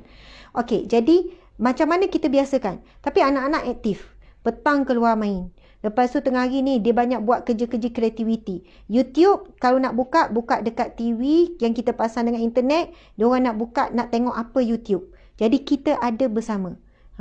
Bahkan gadget termasuk TV, tuan-puan sekalian, TV kan. Tuan-puan sekalian, TV pun wajib ada pemantauan. Macam hari ni saya nak tinggal datang pejabat, saya kata Umi tak benarkan tengok TV langsung. Biasanya mereka akan ikut. Bila saya balik saya buka tak TV hari ni? Dia kata tak. Tapi saya dah bagi dia orang tugasan. Umi nak balik nanti nak check itu, nak check ni. Lepas tu boleh je nak main apa-apa, main ni. Okey, nak buat kreativiti. Yang tu yang dia orang selalu minta. Untuk cat, untuk colour, untuk lukis dan sebagainya. Jadi, bila kita larang buat sesuatu, kita kena sediakan alternatif. Sebab budak-budak perlu ada aktiviti. Saya bimbang sebab ada beberapa kali bila pergi je, okey nanti pukul 3, pukul 5 boleh tengok TV. Saya tak ada untuk kawal dia orang tengok apa. Sebab kadang-kadang kita boleh tengok apa yang dia orang buka. Dia orang tengok apa? Kadang tengok benda-benda yang kurang baik, benda yang tidak berfaedah. Sebab tuan-puan sekalian, walaupun dalam rumah, hari ni ramai anak yang rosak sebab dalam rumah. Bukan risak di luar. Nak salahkan rakan sebaya. Dah tak ada rakan sebaya, tak pergi sekolah. Nak salahkan cikgu. Sekarang kerana kita membenarkan apa yang masuk ke dalam fikiran, apa yang lihat anak, apa yang didengar telinga, masuk ke dalam rumah melalui gadget-gadget ni. Subhanallah. Sebab tu ramai ibu bapa hari ni dah tak ada TV langsung. Kami TV tu ada, tapi siaran tak ada. Astro tak ada, HBO ke semua tu tak ada. Yang ada adalah buka YouTube lah. Tapi dia orang suka je. Kadang-kadang tengah malam macam malam tadi sampai pukul apa duk pilih lagu. Lagu kumpulan, ada lagu yang lucu-lucu jugalah, lagu-lagu Melayu kan. Street 88, ada Floor 88. Awak tahu? Saya kan pelik anak Umi nak Floor 88. Lepas tu Imran minta Floor 88 lagu raya. Memang kelakar rupanya baju yang buat baju raya tu. Buat berikan langsir. Lepas tu yang ni pula ada permintaan. Umi nak Floor 88 tajuk apa? Lepas tu Khalifah tu yang Zulaikha Ustazah. Assalamualaikum Ustazah. Saya tanya, macam mana tahu lagu-lagu ni? Umi kat sekolah dulu, mana-mana lagu trending dia orang nyanyi. Oh, patut tahu. Siap ingat. Saya kata, oh patut tahu lagu. Umi tak tahu lagu-lagu ni. Okeylah, layan. Yang ni permintaan nak lagu apa? Ni lagu apa? Lepas tu, okeylah, layan sikit. Bukan tak ada hiburan langsung. Ada. Kenapa dia orang komen apa? Floor 88 tu kan. Lepas tu tengok yang hutang tu pun, dia orang kata, Umi nak tengok hutang. Hutang tu dia kumpulan apa hutang tu? Floor 88 juga. Hutang. Saya dengan saya jadi gelak. Saya kata, kelakar kreatif lah dia buat. Jadi, tuan-puan sekalian, tapi kita bersama dengan anak. Kalau ada benda yang tak elok, kita terangkan. Tak elok tu. Kan? Ada benda yang ni, di situlah pentingnya ada tapisan daripada kita ibu bapa. Okey. Baiklah. Tuan-puan sekalian, saya nak share doa dah. Sebab masa kita dah terlebih banyak. Terima kasih kepada madrasah bagi tajuk yang sangat baik ni. Supaya kita dengan anak-anak kena bentuk sefahaman. Subhanallah, komunikasi kena bercakap dengan anak-anak ni. Duduk. Okey, ada nak cakap apa-apa? Ada nak luah perasaan? Kadang-kadang saya buat sesi yang paling menakutkan adalah sesi meluah perasaan. Anak-anak kalau bagi peluang. Sebab dah dibiasakan. Okey, ada apa-apa tak nak cakap pasal Umi? Berebut. Imran dulu Umi. Itu Umi adalah saya marah dia terlebih gini. Padahal Imran gini. Umi buat ni. Okeylah Imran, Umi minta maaf. Kita kalau nak guna ayat, siapa hati Imran ungkit. Umi mengandung melahirkan Imran. Kita tak boleh, kita dah biasakan. Okey, sekarang siapa pula? Ada nak rasa nak tegur sikap Umi ke apa ni? Lepas tu peluang kita lah pula. Okey, baiklah. Apa yang Umi nak tegur anak-anak ni? Bila kita beri dulu peluang mereka untuk tegur, insya-Allah dia orang pun terbuka hati. Lepas tu bincang, okey, cadangan nak apa? Ni nak apa? Gini. Apa yang kita mampu bagilah. Okey, doa ni tuan-puan sekalian. Doa yang pertama itu doa daripada Al-Maksurat. Ini doa daripada hadis Nabi. Daripada sifat malas, sifat semua tu. Ada dalam ni kan? Ada tak doa tu? Tak ada. Lepas tu kami kongsi doa apa dalam ni? Doa penerang hati. Okey. Tapi soalan tu kan daripada sifat malas. Okey. Allahumma. Sebab Ustazah rasa memang semua orang dah tahu ni doa ni glamour sangat ni. Allahumma inni a'udzubika. Ini untuk semua ni macam-macam ni. Allahumma inni a'udzubika.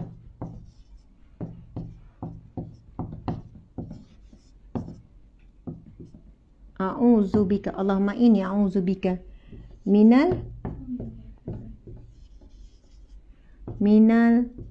hammi wal hazan. Dek, cari dek doa ni. Riwayat apa semua? Wal hazan. Ustazah nak cerita pernah. Wal hazni. Allahumma inni a'udzubika minal hammi wal hazan.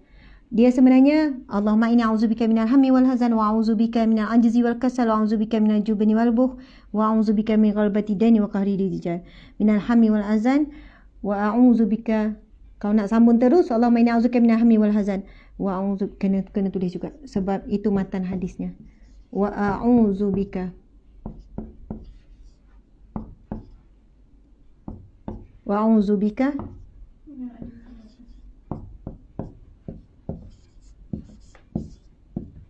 minal ajzi wal kasal.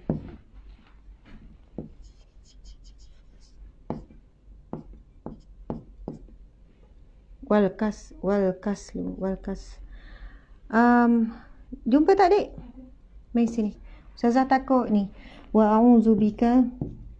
Sikit lagi ni. Wa a'udzubika. Boleh tak aircon tu kuatkan sikit ataupun turunkan suhu. Wa a'udzubika minal ajzi wa a'udzubika minal jubni wal bukh.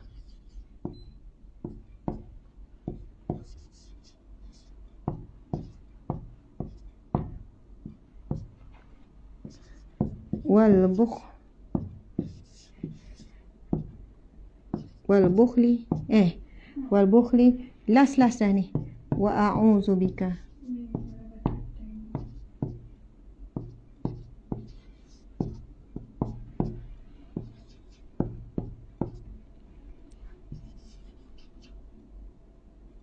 Macam ni ke wala batin ke tak buka? Dek? Tak gitu ke wala batin ke tak mabutah?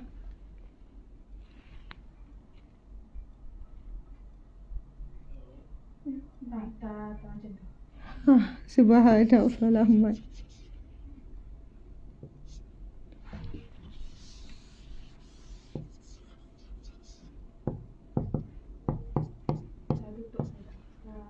Taman butak namanya. Kenapa awak kata tak macam tu? Cek tulisan lain dan baris lain.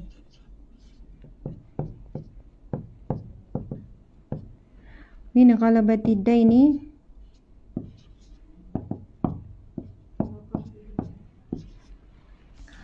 Okey, tuan-puan sekalian, ini hadis riwayat apa ni? Siapa? Status hadis? Wa qahri rijal.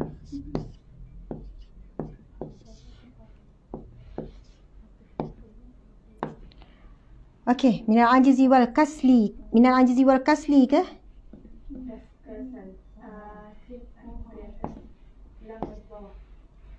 Kasali. Wa a'udzubika minal jubni wal bukhli. Betul. Wa a'udzubika min ghalabati daini wa qahri rijal. Minal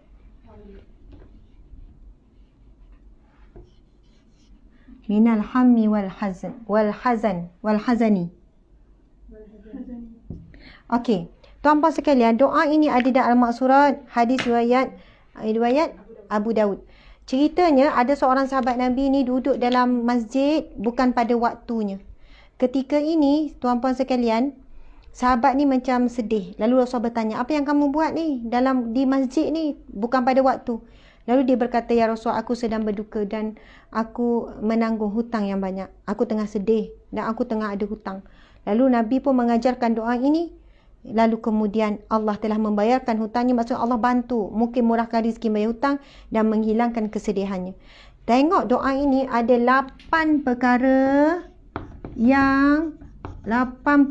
penghalang. Ini gegar-gegar ni dia ada kaedah kena letak something. 8 perkara penghalang kejayaan dan kebahagiaan. 8 perkara tu apa? Ini doa. Allahumma, ya Allah, sesungguhnya aku, Allahumma a'udzubika. Allahumma ada ini ke tak ada? Allahumma sesungguhnya aku, a'udzubika, aku berlindung.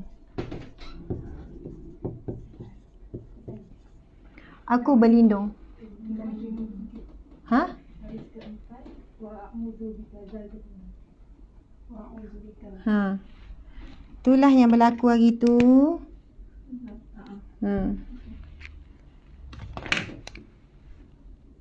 Wa a'udzubika. Masa doa istighfar tu. Allahumma inni, aku berlindung, a'udzubika, daripadamu. Minal hammi wal hazan. Hammi wal hazan. Apa beza dia? Minal hammi, maksud dia apa? Hammi, hazan ni sedih. Hammi lebih kepada dia macam kebimbangan ataupun keresahan. Wa a'udzubika, dan aku berlindung kepadamu. A'udzubika, ulang balik. Aku berlindung daripadamu. Daripadamu ni siapa? Allah. Minal ajzi, daripada lemah dan malas. Wa a'udzubika, dan aku berlindung daripadamu ya Allah minal jubni wal bukh, daripada pengecut, penakut,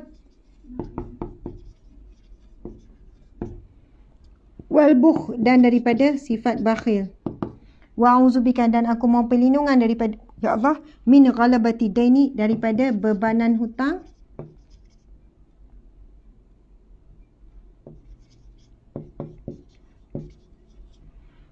Okey, ini hutang ya, hutang. Dan juga kezaliman, kekerasan, kezaliman ataupun pengkhianatan, kezaliman manusia. Subhanallah. Jadi ada 8 perkara yang kita mohon perlindungan daripada Allah. 8 perkara. Yang pertama, yang kedua, yang ketiga, yang keempat, kita mohon daripada resah, gelisah, bimbang, tak tentu arah, tak tentu hala. Kan kadang-kadang tu macam itulah. Daripada rasa sedih berlebihan. Bukan kata tak boleh sedih. Kita mesti ada rasa sedih bila suatu perkara yang menyedihkan berlaku. Tetapi kita cepat bangkit. Maksudnya kita tak larut dalam kesedihan. Dan mohon perlindungan daripada rasa lemah, lemah semangat, kan, lemah nak gapai cita-cita, dan rasa malas. Sifat malas ni yang banyak membuatkan kita ni tak jadi orang yang produktif. Bangun awal malas, nak ke rumah malas, nak kerja sekolah malas. Jadi malas ni yang menjadi penyebab penghalang kepada kejayaan dan kebahagiaan. Dan aku mau perlindungan daripada sifat pengecut, penakut. Nak masuk pertandingan takut, nak masuk nak hantar interview pun takut. Apa-apa takutlah, nak berhadapan dengan orang takut. Dahlah kita kerja apa pun mesti jumpa orang. Tak ada kerja dalam dunia ni, ada tak kerja yang saya tak perlu berurusan dengan orang? Tak ada jawabnya. Kecuali kalau dia kerja dengan binatang lah. Kan, tapi yang bayar gaji dia orang juga. Dia pun mesti ada kaitan dengan orang. Jadi tak boleh. Kan ada orang lebih takut pada manusia daripada Allah. Dan daripada sifat bakhil, kedekut. Kemudian kita mohon perlindungan pada Allah daripada bebanan hutang dan juga kezaliman manusia. Okey, tuan-puan sekalian, ini adalah perkongsian doa daripada Nabi memohon perlindungan daripada 8 perkara. 4, 5, 6, 7. Ni hutang, bebas, ni kita nak bebas hutang. 7 dan juga 8. Okey, siapa yang nak snap dulu? Sebab saya nak padam. Syirah tolong padam Okey, boleh je padam sekarang. Ini boleh tak tambah air? Tolong padam. Dik, boleh tolong tak air tak? Tambah air. Okey, terima kasih. Bismillahirrahmanirrahim.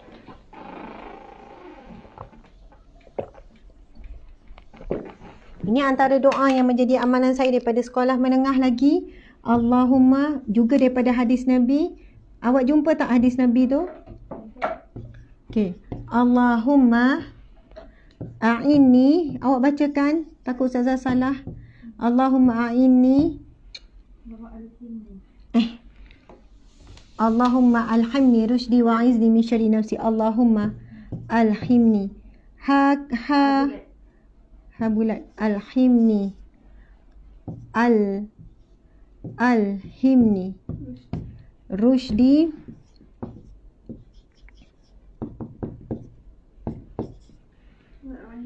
wa'a'izni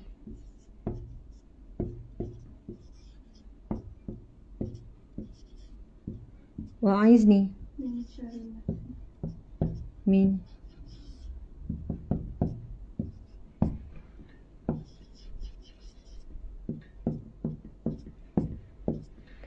Okey, macam mana matan hadisnya? Ustazah. Okey, Nabi SAW bersabda, telah menceritakan kepada kami, Ahmad bin Mani' telah menceritakan kepada kami, Abu Mu'ayyah daripada Syabib, ia berkata, Nabi SAW berkata kepada ayahku, wahai Husain, berapa Tuhan yang engkau sembah dalam sehari? Ayahku berkata, 7, 6 di dunia dan 1 di langit. Manakah yang engkau perhitungkan keinginanmu dan rasa takutmu? Ia berkata, yang ada di langit, wahai Husain. Yang ada di langit. Wahai Husain, ketahuilah, seandainya engkau masuk Islam, aku akan mengajarimu 2 kalimat yang bermanfaat bagimu. Imran berkata, tatkala Husain telah masuk Islam, ia berkata, wahai Rasulullah, Ustazah nak juga hadis tadi tu. Wahai Rasulullah, faham kan? Daripada Jawatan Mufti Wilayah berkenaan dengan doa ni. Wahai Rasulullah, ajarkan kepadaku 2 kalimah yang engkau janjikan kepadaku. Kemudian beliau bersabda, katakanlah, Allahumma alhimni rusydi wa'izni min syarri nafsi. Ya Allah, ilhamkanlah kepadaku petunjuk dan lindungilah aku daripada kejahatan diriku. Abu Isa berkata, hadis ini adalah hadis Hasan Gharib. Okey. Kemudian tuan-puan sekalian, okey, riwayat yang lain, ini doa riwayat daripada riwayat Tirmizi, Tabrani, Al-Baihaqi. Bukan tadi ada kamu bagi riwayat yang sahih ni? Ini je riwayatnya. Allahumma alhimni rusydi. Okey. Ini dalam Jabatan Mufti Wilayah Persekutuan. Doa ini maksudnya, Allah ilhamkanlah kepada kecerdasan dan petunjuk, serta lindungilah aku daripada kejahatan hawa nafsuku. Okey, doa ini tulis, tampallah dekat rumah. Sungguh doa ni yang banyak manfaat dia. Doa ini daripada hadis Nabi juga, Allahumma alhimni. Maksud dia ialah, ya Allah, alhimni, ilhamkanlah kepadaku. Ilhamkanlah kepadaku rusydi, petunjuk. Apa lagi yang ditulis kat sini? Rusydi, petunjuk. Petunjuk, rusydi, petunjuk yang jelas. Petunjuk, rusydi juga petunjuk dan juga kecerdasan. Allah yang Rashid bermaksud Allah yang maha cerdas. Kecerdasan. Sebab itu biasa orang nama Rashid ni cerdas. Sebab maksud Rashid tu sendiri cerdas. Kalau kita tengok kamus Arab, Rashid maksud dia adalah cergas. Gitu. Wa'a'idhni, dan aku berlindung min syarri nafsi, daripada syari kejahatan. Kejahatan apa? Nafsuku. Betul tak nafsuku? Subhanallah, tuan-puan sekalian, alhamdulillah saya telah diajarkan oleh oleh guru-guru saya masa sekolah menengah, dan saya tak tahu, memang doa ini sangat dekat dengan saya. Sampai bila saya nak ceramah, inilah antara doa yang saya baca. Allahumma alhimni rusydi. Ya Allah, berikanlah aku ilham yang cerdas. Supaya saya harap, sebab tuan-puan sekalian, untuk bercakap laju, saya kan bercakap macam laju. Pop. Kalau tak cergaslah otak ni berfikir, kalau tak cergas kan, tangan saya slow, saya tak larat kan, kita cakap, tuan-puan sekalian, kita perlu menjadi ibu bapa yang terbaik. Maksudnya, tapi bila cakap laju tu, otak pun kena laju tau. Enjin, pop. Kadang-kadang saya stuck. Tak datang idea. Saya tahu. Sebab saya kurang bergantung pada Allah. Saya tahu Allah tak izinkan. Kan adalah asbab tu. Kan saya rasa sombong ke dan sebagainya. Jadi memang minta dengan Allah, Allahumma alhimni rusydi. Ya Allah, berikanlah kepadaku ilham yang benar. Kan? Berikanlah aku ilham yang cergas. Wa'aizni, dan aku mohon perlindungan, aku mohon dijauhkan min syarri nafsi, daripada kejahatan hawa nafsuku. Yang suka dipuji, yang suka begitu begini, yang perasan, yang ujub, dan juga kejahatan hawa nafsuku apa? Malasnya. Sebab malas tu lah sekian-sekian. Bagi anak-anak yang nak belajar, kita perlukan ilham masa nak jawab periksa. Kadang masa cikgu mengajar, tak nampak, tak faham. Tapi kita kena minta dengan Allah, beri ilham supaya aku faham apa yang cikgu ni ajar. Bila nak buat siapkan kerja sekolah, kena ilham. Jadi kita minta, Allahumma alhimni rusydi. Ya Allah, ilhamkanlah kepadaku kecerdasan dan juga petunjuk. Rashid juga petunjuk. Kan, Rashid juga maksudnya petunjuk. Betul lah tu. Cergas pun dia, petunjuk pun dia. Wa'izni, dan aku mohon perlindungan daripada kejahatan hawa nafsuku. Jadi itulah tuan-puan sekalian perkongsian kita pada hari ini. Saya mohon maaf salah dan silap. Dah terlebih dah masa kita ni, setengah jam lebih. Sepatutnya 3:30 habis. Tapi sedang eloklah. Mohon maaf ya pihak sekolah.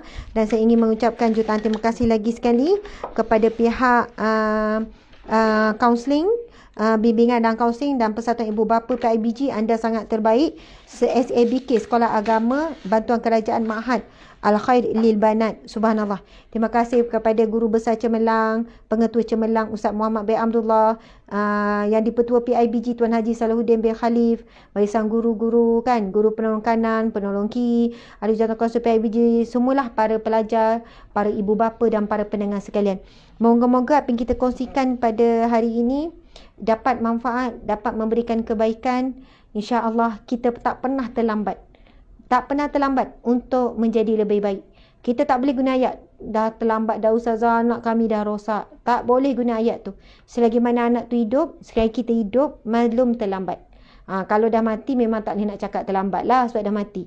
Tuan sekalian, maksudnya selagi hidup, selagi ada masa, selagi ada ruang, di situlah ada jalan, di situ ada usaha yang kita boleh buat. Yang penting ada kehendak. Subhanallah. Ada mungkin ibu berkata, saya memang dah silap dah bagi awal-awal. Anak sekarang kau nak minta balik telefon pun tak boleh. Siapa kata tak boleh? Anda boleh bincang elok-elok, boleh terangkan. Mungkin makan masa sikit. Mungkin dia ada protes sikit. Tapi percayalah, kalau kita betul-betul niat, kita doa supaya perubahan berlaku, Allah akan izinkan. Masya Allah, tuan-puan sekalian, sekali lagi terima kasih. Mohon maaf salah dan silap. Terima kasih semua. Bila taufiq wal hidayah. Assalamualaikum warahmatullahi wabarakatuh. Minta maaf ya, soalan ibu bapa tu saya tak dapat jawab dengan baik. Kan pasal hukuman fizikal, saya nak sebut macam ni lah. Secara umum. Dah bagi ni kan. Pasal bab menghukum mendidik anak ni, memang saya nak boleh katakan berbeza. Anak 7 orang cara berbeza. Ada anak cakap lembut, terus boleh ikut. Ada anak cakap lembut, lagi tak menjadi. Kena keras sikit, kena tegas sikit. Ada anak cakap lembut tak jadi, cakap keras sikit tak jadi, dia kena rotan juga baru dia jalan. Sebab anak kita berbeza. Ada yang memang main feeling, ada yang dia thinking, dia nak fakta baru dia boleh ni. Okey, gini. Ada anak ni kan, Umi sayang Sofan. Saya tahu ni Sofan ni memang dia feeling. Cakap sayang je tubik air mata walaupun lelaki. Umi nak minta tolong Sofan boleh? Umi nak apa? Umi nak air. Boleh. Gitu kan. Ada anak, Umi nak air.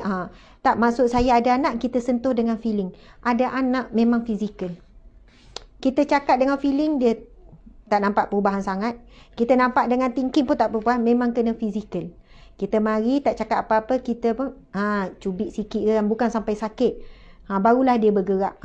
Contohlah, ada anak pula thinking je cakap. Umi minta ni, kan tahu dosa kalau menyakiti hati ibu. Cakap fakta. Ada anak yang begitu. Jadi kita kena pasti anak. Bab rotan itu panjang cerita tuan-puan sekalian. Sebab memang ada penulisan, ada ahli ulama bincang khas bab rotan. Banyak syarat baru sampai kita boleh diizinkan rotan anak. Masalah apa yang sampai boleh rotan? Melibatkan kewajipan. Umur berapa boleh rotan? Alat rotan tu macam mana? Kaedah rotan macam mana? Syarat kena berhenti rotan. Bila anak tu sebut Allah kena berhenti. Bahkan ulama dulu menggariskan tak boleh lebih 3 kali. Lebih 3 kali zalim. Lepas tu pukul pula di tempat mana. Jadi perbincangan tu memang panjang. Bahkan saya pernah buat satu kuliah khas bab rotan sahaja. InsyaAllah nanti satu hari kita ulang balik lah. Khas bab etika rotan dalam Islam. Sebab rotan tu memang ada dalam pendidikan Islam. Tetapi pendidik tu yang telah menyalahgunakan rotan sehingga jadi fitnah kepada Islam. Sebab tu kena jelaskan etika kalau nak gunakan rotan dalam pendidikan. Okey, alhamdulillah, terima kasih semua. Sekali lagi, Assalamualaikum warahmatullahi wabarakatuh. Tangguhkan dengan tasbih kafarah dan surah Al-Asr. Bismillahirrahmanirrahim.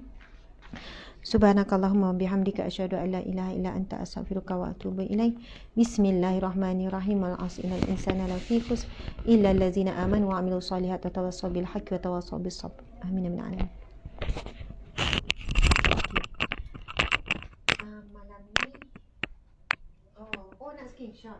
Okey, malam ni kita kena sini. Sebab rumah Kak Ida duduk rumah Ustaz Azmi tu dekat ni.